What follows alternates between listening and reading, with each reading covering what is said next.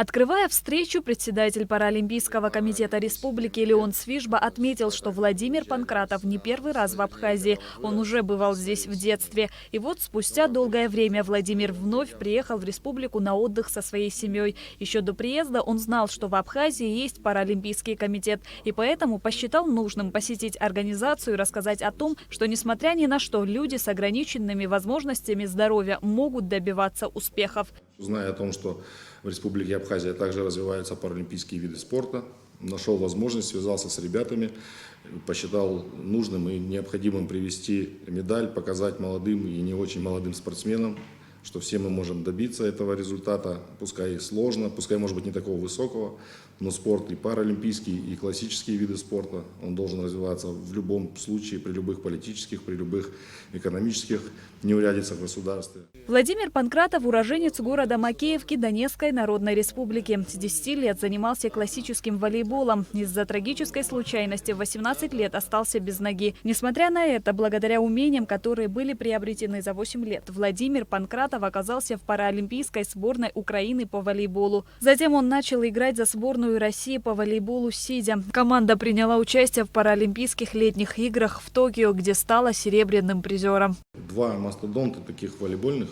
– это Босния и Иран. Российская Федерация с 2008 года, наш вид спорта, и все ребята, которые были сейчас, 80% команды тогда уже занимались, и они добились, они заняли 3-е место на Паралимпиаде.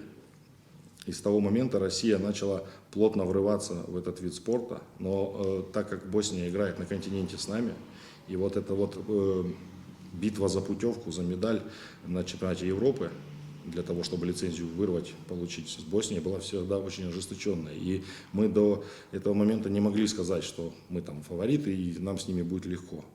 Плюс, как бы по медальному раскладу, Иран 1-е место, мы в финале 3-1 уступили. Мы заняли 2-е Российский паралимпийский комитет место, и 3-е место заняла команда Боснии. Сейчас Владимир Панкратов должен был находиться на сборах, готовиться к чемпионату мира. Однако из-за спецоперации на Украине команды России отстранены от всех турниров.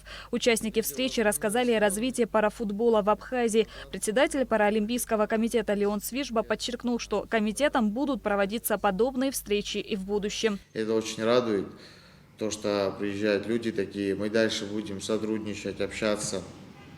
Также обменялись контактами, чтобы развивать паралимпийский спорт у нас в стране и также как во всем мире.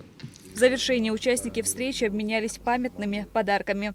Шазина Ханагуа, Камила Джопуа, Абхазское телевидение.